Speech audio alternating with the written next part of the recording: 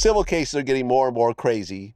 There's this one case where this guy basically said that Diddy caught him and 3 of Diddy's security guards. He was working for Echo at the time. You know about this?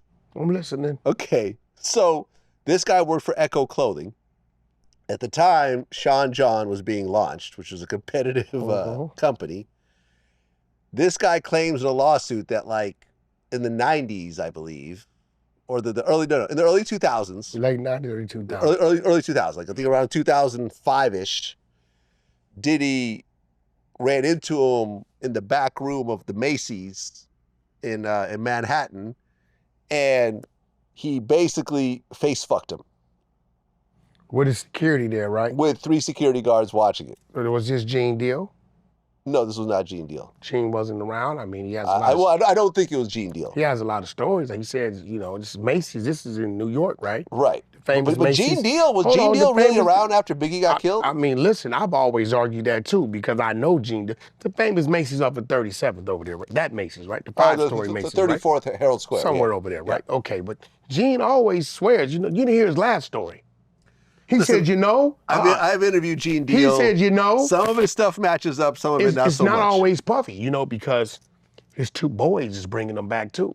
So I'm like, Gene, his boys is like 28 and 24. So if you was out of there in 02, 03, these boys was like 4 and 6 years old. Right. So how would you know who his boys are bringing back? Yeah. You understand what I'm saying? Right. And then, you know, a lot of people don't know that Gene was a full-time probation officer. Yeah, I know that. From the early 90s to like 2015, 16. Yeah.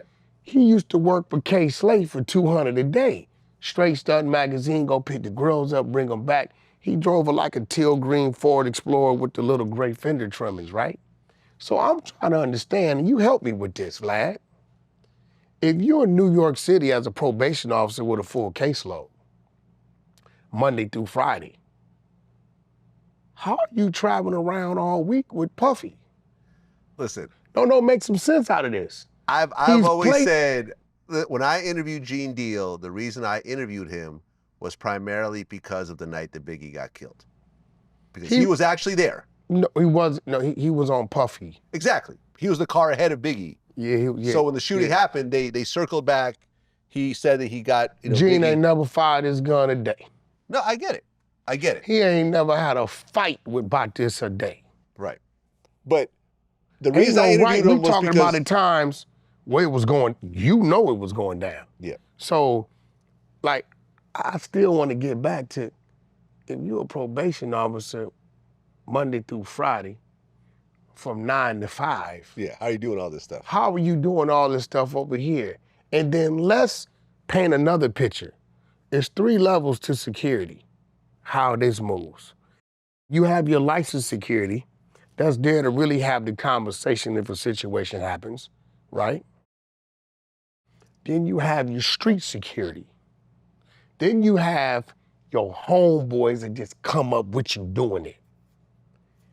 The people with the badges, you outside the door. Right. You not in the room where these discussions are happening. Of course. Even on the jet, we're telling you to sit back there. And even if one of the guys are beginning to talk about something remotely, you want to get that person out. We like, yo, we gonna holler when we like,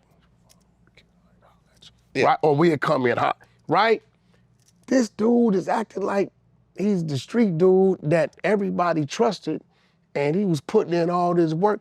Boy, if you would have been involved in any of this, you wouldn't have had that shield you had. Right.